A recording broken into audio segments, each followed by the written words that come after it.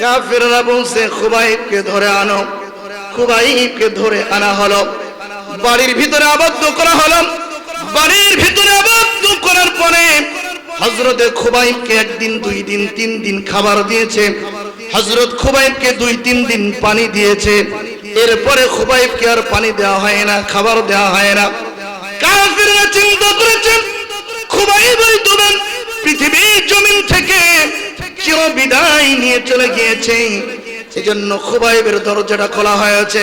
যে সময় খুবাইবের দরজাটা খোলা হয়, দেখে খুবাইব পৃথিবীর জমিনে এখনো পর্যন্ত বিদ্যমান। ঈমানি আওয়াজ দিয়ে বলেন না সুবহানাল্লাহ। কাফির মুশরিক বেদীরা চিন্তা করলেন না খাইয়ে এই মুসলমানকে, ঈমানদারকে না খাইয়ে শেষ করা যাবে না, তাকে শহীদ করে দেওয়া হবে, দুনিয়া থেকে তাকে বিদায় দিতে হবে। এ পরিকল্পনা করেন খুবাইব রাদিয়াল্লাহু তাআলা আনহুকে বাড়ি থেকে বের করে নিয়ে হয়েছে। বাড়ি থেকে বের করে কাফের মুশরিকদের কানের ভিতরে পৌঁছে দিয়েছে।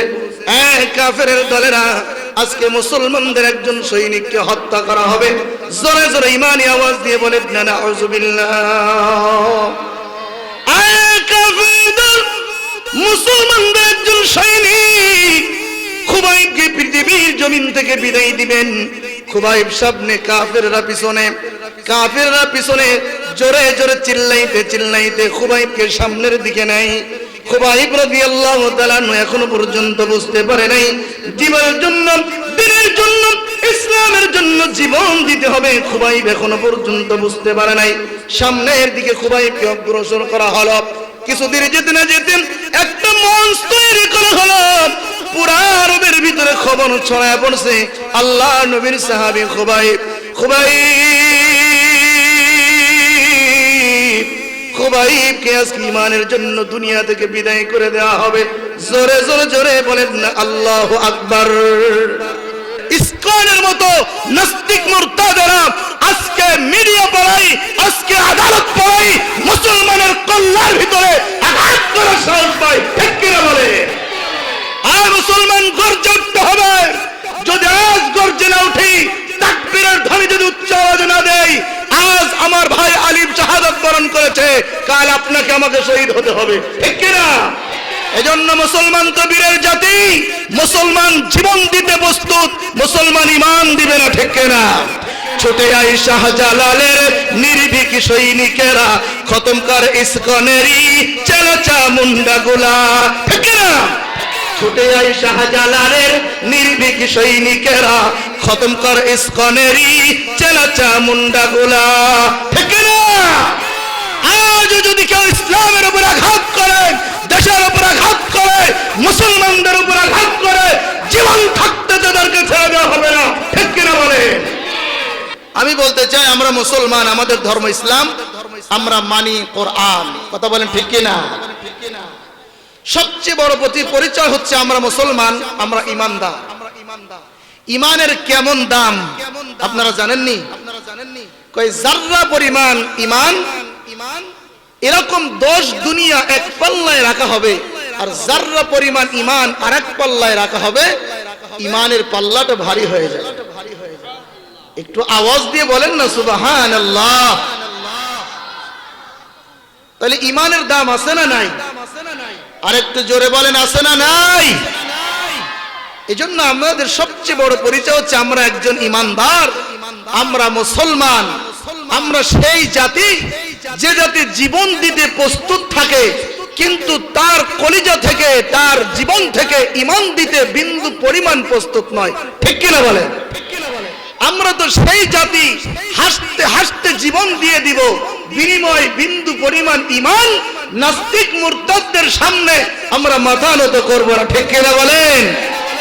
আজকে যদি তাকবীরের আওয়াজ কমায় দেন, তাকবীরের ধ্বনি যদি নিচু হয়ে যায়, মুশরিক, মুরতাদ, কাফের, বেঈমানেরা আমাদের মাথার উপরে এসে চড়া দিয়ে বসবে। ঠিক কিনা? আমাদের আওয়াজ, আমাদের স্লোগান আজ কমে গিয়েছে। এজন্য বাংলাদেশের এক চক্রান্তকারী দল ইসকনের মতো দুঃসাহস তারা পেয়েছে। ইসকনের মতো নাস্তিক মুরতাদেরা আজকে মিডিয়া পড়াই, আজকে আদালত পড়াই, মুসলমানের কল্যাণের ভিতরে আঘাত করার সাহস পায়। ঠিক কিনা বলে? আর মুসলমান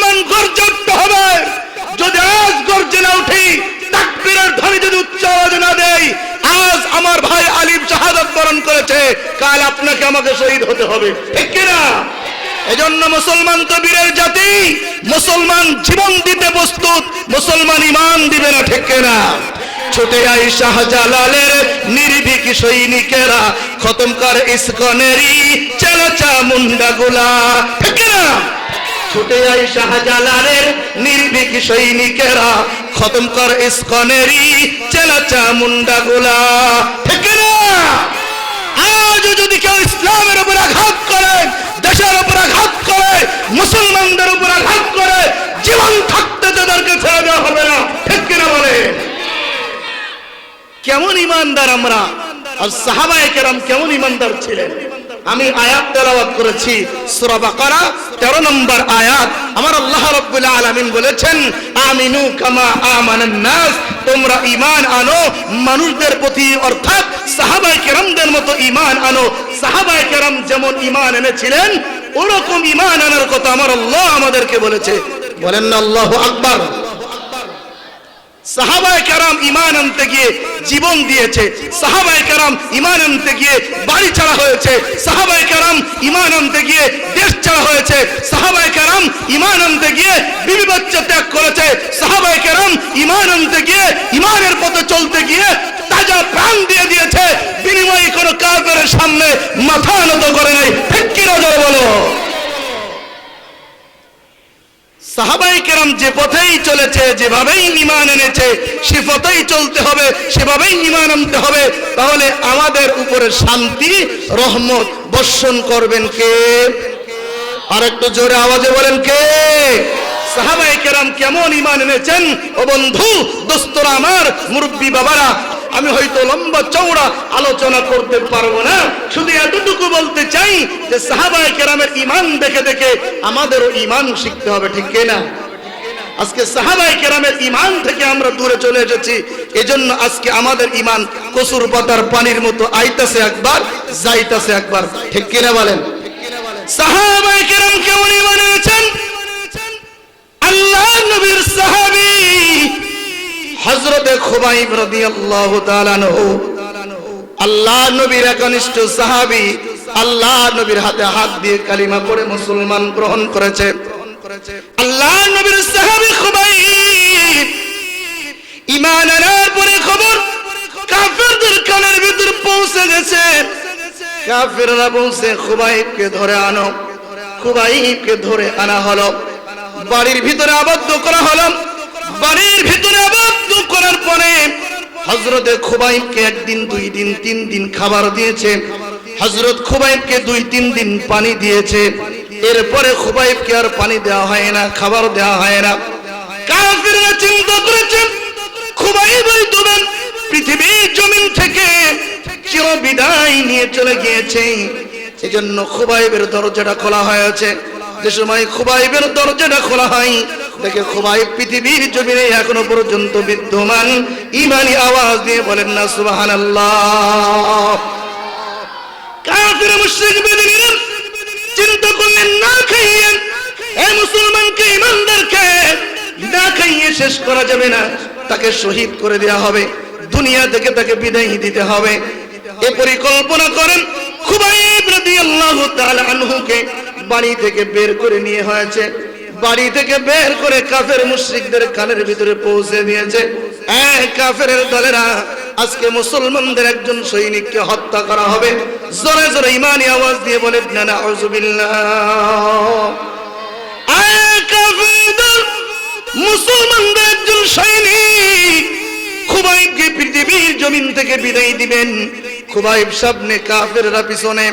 কাফেররা পিছনে জোরে জোরে চিল্লাইতে চিল্লাইতে খুবাইবকে সামনের দিকে নেয়। খুবাইব রাদিয়াল্লাহু তাআলা এখনো পর্যন্ত বুঝতে পারে নাই জীবনের জন্য, দিনের জন্য, ইসলামের জন্য জীবন দিতে হবে। খুবাইব এখনো পর্যন্ত বুঝতে পারে নাই। সামনের দিকে খুবাইবকে অগ্রসর করা হলো। কিছুদিন যেতে না যেতে একটা মঞ্চ তৈরি করা হলো। পুরা আরবের ভিতরে খবর ছড়ায় পড়ছে, আল্লাহ নবীর সাহাবী খুবাইব, খুবাইবকে আজকে ঈমানের জন্য দুনিয়া থেকে বিদায় করে দেওয়া হবে। জোরে জোরে জোরে বলেন না আল্লাহু আকবার। মঞ্চ তৈরি করা হলো, মঞ্চের ভিতর ডালা আরেকটা ডালা দুই দিকে এমন করে রেখে দিয়েছে। খুবাইবকে উঠানো হলো, খুবাইব দু চোখের পানি ছেড়ে ছেড়ে কান্না করছে, হাই রে হাই, আমি খুবাইব ইসলামের জন্য জীবন দিব, কোনো আফসোস নেই, কিন্তু আমার এই শহীদের খবর না জানি নবীর কানে পৌঁছে কিনা। সুবহানাল্লাহ। খুবাইবের দুইটা হাত বেঁধে দেওয়া হলো, খুবাইবের দুইটা পা বেঁধে দেওয়া হলো। খুবাইবের হাতের ভিতরে পেরেক লটকানো হচ্ছে। পেরেক কেমন পেরেক রে মুসলমান? ওই যে ফেরাউনের স্ত্রী আসিয়া আলাইহিস সালাম ঈমানের কারণে আসিয়াকে বলেছে, রে আসিয়া, যদি ঈমান না ছাড়ো পৃথিবী থেকে বিদায় নিতে হবে। আসিয়ার ঈমান কেমন, মহিলা মানুষ। আসিয়া ডেকে ডেকে বলছে, রে ফেরাউন, দুনিয়ায় বাদশার স্ত্রী হওয়া যায়, বাদশার স্ত্রীকে দেখে আমি বঞ্চিত হতেও রাজি। আল্লাহু আকবার বলেন। বিনিময়ে আমি মুসার উপরে ঈমান এনেছি, জীবন চলে যাবে, বিনিময়ে আমি আসিয়া ঈমান দেব না। বলেন না সুবহানাল্লাহ। ঈমানের পথে অবিচল থেকে আমার মরণ যেন হয়। আমিন বলেন। ঈমানের পথে অবিচল থেকে আমার মরণ যেন হয়। তোমারই কাছে মিনতি আমার, মহামহিম দয়াময়,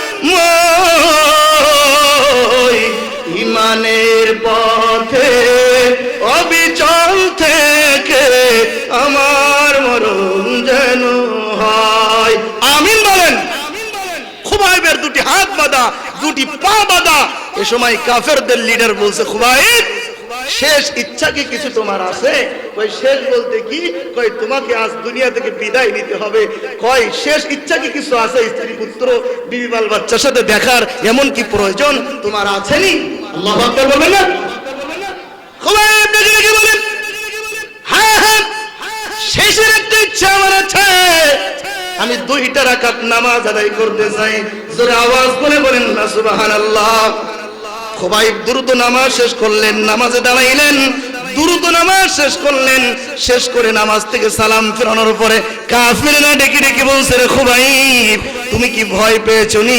মৃত্যুর ভয়ের কারণে তুমি এত দ্রুত নামাজটা শেষ করে দিলা। খুবাইব ডেকে ডেকে ডেকে ডেকে বলছে, রে কাফেররা, মুসলমান জীবন দিতে জানে, মুসলমান মৃত্যুর সামনে সারেন্ডার করে না, মুসলমান ঈমানের সামনে বিক্রি করে না, কাফেরদেরকে একেবারে বিজয় দান করে না, ঠিক কিনা? কয় আমি মৃত্যুর ভয় করি না। কয় কেন কেন? তাহলে এত দ্রুত নামাজ শেষ করলা? হ্যাঁ, এজন্য নামাজ দ্রুত শেষ করেছি যাতে করে কাফেররা না বলতে পারে, দেখো নবীর সাহাবী খুবাইব মৃত্যুর ভয়ে নামাজে সূরা লম্বা করছে। আল্লাহু আকবার বলেন না? আমি তো মৃত্যুর ভয় করি না, অল্প সময়ের জন্য জীবনটা থাকতে, আমি খুবাইবের জীবন থাকতে ইসলাম নিয়ে কাফেররা কটূক্তি করবে, আমি খুবাইব বিন্দু পরিমাণ বরদাস্ত করব না। আল্লাহু আকবার। খুবাইবকে হাত বেঁধে ফেলা হলো, পায়ে দুটো বেঁধে ফেলা হলো। খুবাইবকে নির্যাতন করা হচ্ছে, রক্ত ফিনকি দিয়ে বেরোচ্ছে। কিছুক্ষণ পরে খুবাইবকে ডেকে ডেকে বলছে, খুবাইব, তোমার হাতের বাঁধনটা খুলে দেওয়া হবে, তোমার পায়ের বাঁধনটা খুলে দেওয়া হবে, তোমাকে কষ্টটা লাঘব করা হবে, তোমাকে এখান থেকে আজাদ করে দেওয়া হবে, বিনিময়ে তোমাকে তোমার জায়গায় তোমার নবী মুহাম্মদকে একটা গালি দিতে হবে, পারবেনি? নাউজুবিল্লাহ বলবেন না? খুবাইব ঈমানি চাঙ্গা, ঈমানি রক্ত গরম করে খুবাইব কাফেরদের লিডারকে জানিয়ে দেয়, রে কাফেরদের লিডার, শুনে রাখো রে, আমি খুবাইবকে এখান থেকে ছেড়ে দেওয়া তো দূরের কথা, আমার নবীকে গালি দেওয়া তো দূরের কথা, আমার নবীকে যদি তোমাদের পবিত্র হাত দিয়ে একটা ফুলের টোকা দাও, আমি খুবাইব জীবদ্দস্তায় বরদস্ত করব না। জোরে জোরে বলেন না মারহাবা। তাকবীর। খুবাইব ডেকে ডেকে বলছে, আমি কেন আমার নবীকে একটা ফুলের টুকরা যদি দাও, আমি খুবাইব বরদাস্ত করব না। ওই যে খুবাইব রাদিয়াল্লাহু তাআলা আনহু যে সময় বাড়ির ভিতরে আবদ্ধ, পানি দেওয়া হয় না, খাবার দেওয়া হয় না, মনে আছে আপনাদের? খুবাইবকে ধরে ঘরের ভিতরে আবদ্ধ করে রেখেছে, পানি দেওয়া হয় না, খাবার দেওয়া হয় না, মনে আছে আপনাদের? এমন তো অবস্থায় যে বাড়ির ভিতরে বন্দী ছিলেন, চমৎকার কথা হচ্ছে যে বাড়ির ভিতরে খুবাইব বন্দী ছিলেন, ওই বাড়ির ভিতরে কাফেরের একটা মেয়ে আছে, মেয়েটার নাম জয়নাব। যারা আওয়াজ দিয়ে বলেন না সুবহানাল্লাহ। লম্বা চওড়া কথা, পরবর্তীতে জয়নাব উনি ইসলাম ধর্ম গ্রহণ করেছেন। গ্রহণ করার পরে জয়নাব বলছে যে খুবাইব ইসলামের একটা সৈন্য, আল্লাহ নবীর সাহাবীকে আমাদের বাড়ির ভিতরে যে সময় আবদ্ধ করা হয়েছিল, ও সময় আমি জানলা দিয়ে দেখতাম এ মুসলমানের সন্তান, এ নবীর সাহাবী ঘরের ভিতরে না খেয়ে কি করে, আমি একটু এই দৃশ্যটা জানলাটা খুলে দেখতাম। বলবেন না সুবহানাল্লাহ?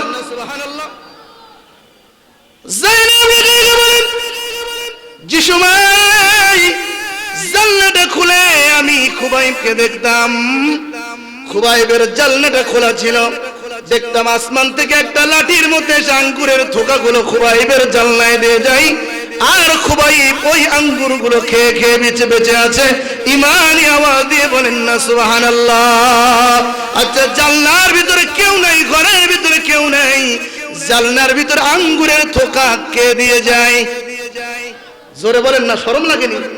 জানলার ভিতরে আঙ্গুরের থোকাগুলো কে দিয়ে যায়? আরো জোরে বলেন না, কে দিয়ে যায়? জানলা দিয়ে ঈমান আনার কারণে, ঈমান ধরে রাখার কারণে, মুসলমান একটু কষ্ট সহ্য করার কারণে আমার আল্লাহ দুনিয়ার ভিতরে খুবাইবকে জান্নাতি আঙ্গুর খাওয়াছে। জোরে আওয়াজ দিয়ে বলেন না সুবহানাল্লাহ। সেই আল্লাহ এখন আছে না নাই? আরো জোরে বলেন না, আছে না নাই? আমার আল্লাহর পাওয়ার আছে না নাই? মুসলমান ইমানদার, এখনো যদি ইসলামের দিকে কেউ বাঁকা নজরে তাকাই, মাদ্রাসার দিকে যদি কেউ বাঁকা নজরে তাকাই, ইমানদারদের দিকে যদি কেউ বাঁকা নজরে তাকাই, আমার আল্লাহ ধরে না, ধরে না, ধরে না।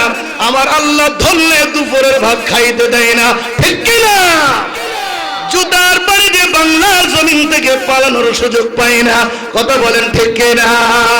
এই জন্য আজ সাবধান হয়ে যান, আজ সাবধান হতে হবে মাদ্রাসার বিরুদ্ধে, ইসলামের বিরুদ্ধে, মসজিদের বিরুদ্ধে, ইমানদারদের বিরুদ্ধে, তলবে আলেমদের বিরুদ্ধে। যারাই চোখ তুলবে এদের চোখ আমার আল্লাহ স্বয়ং উপড়ে ফেলে দিবে, ঠিক কিনা বলো? হুব্বুল ওয়াতানি মিনাল ঈমান। আলোচনা দীর্ঘ লম্বা শর্ট করে আমি বলছি, যেমন আমরা ঈমানকে ভালোবাসি, যেমন জীবনকে ভালোবাসি, মসজিদকে ভালোবাসি, কোরআনকে ভালোবাসি, হাদিসকে ভালোবাসি, ঠিক তেমনি ভাবে আমি আমার এই সোনার টুকরা জন্মভূমিকেও আমি ভালোবাসি, ঠিক কিনা? আল্লাহর নবী বলেছে হুব্বুল ওয়াতানি মিনাল ঈমান, দেশকে ভালোবাসা এটা ঈমানের একটি অঙ্গ। আল্লাহু আকবার। জন্য আমার দেশ ইসলামের জন্য জীবন দিয়েছি, দেশের জন্য আমরা জীবন দিয়েছি, ঠিক কিনা? ইসলামের দিকে যারা বাঁকা নজরে তাকাবে তাদের চোখ উপড়ে ফেলে দেওয়া হবে। আমার সোনার সার্বভৌমত্ব বাংলার জমিনকে নিয়ে যারাই চক্রান্ত করবে তাদের চোখ উপড়ে ফেলে দেওয়া হবে, ঠিক কিনা বলো? আজকে ইসকন নামের একটি সংগঠন উদ পেতে উঠে পড়ে মুসলমানদের বিরুদ্ধে লেগেছে, ঠিক কিনা? কথা বলেন ঠিক কিনা? ভারত আজ মুসলমানদের ঈমান পরীক্ষা করতে চাচ্ছে, মুসলমানদের বিরুদ্ধে তারা আসছে, যুদ্ধ করার জন্য, মুসলমানদেরকে ধ্বংস করার জন্য আসছে। মুসলমান খুব সোচ্চার হতে হবে। দেখেন, দেশের ভিতরে আর্মি, পুলিশ, বিজিবি, র্যাব, প্রশাসন, সমস্ত প্রকার প্রশাসন দেশ রক্ষার জন্য চতুর্দিকে না ঘুমিয়ে না খেয়ে উদ পেতে আসে, যাতে করে দেশ কেউ নষ্ট না করতে পারে, ঠিক কিনা বলেন? ঠিক তেমনি ভাবে আজকে মাদ্রাসা দারুত তাকওয়া ঢাকার এই মহাসম্মেলন থেকে আমি বলতে চাই, এই আশুলিয়া, এই যে উত্তরখান, উত্তরা, এই ঢাকার মুসলমানদের ঈমান আমি জাগাইতে চাই। বলতে পারেন হুজুর মাদ্রাসা দারুত তাকওয়া ঢাকা কি জন্য প্রতিষ্ঠিত হয়েছেন?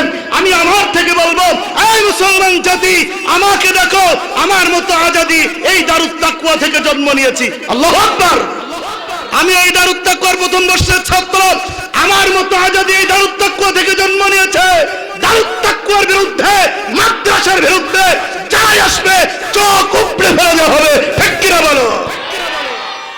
আর্মি, বিজিবি, র্যাব যেমন দেশকে রক্ষা করছে, এই মাদ্রাসা দারুত তাকওয়ার ছাত্ররা ঈমানকে রক্ষা করার জন্য আবার প্রয়োজন হলে কাফনের কাপড় বেঁধে মাঠে নেমে যাবে, ঠিক কিনা?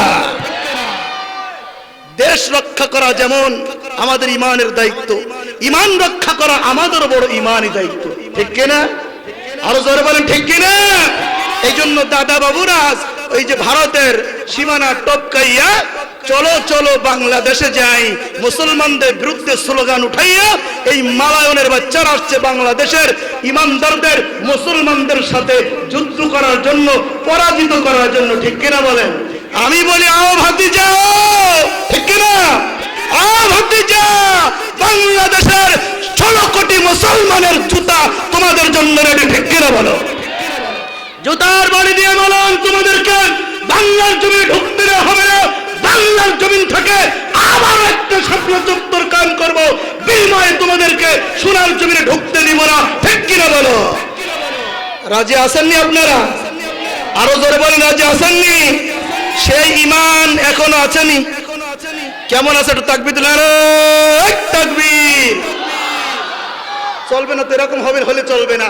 একজন ওমর, যেদিন ওমর ইসলাম ধর্ম গ্রহণ করেছে, আল্লাহর নবীকে বলছে, ও গো নবীজি, আমি ওমর ইসলাম ধর্ম গ্রহণ করেছি, আর তো লুকায় লুকায় দাওয়াত দেওয়া যাবে না।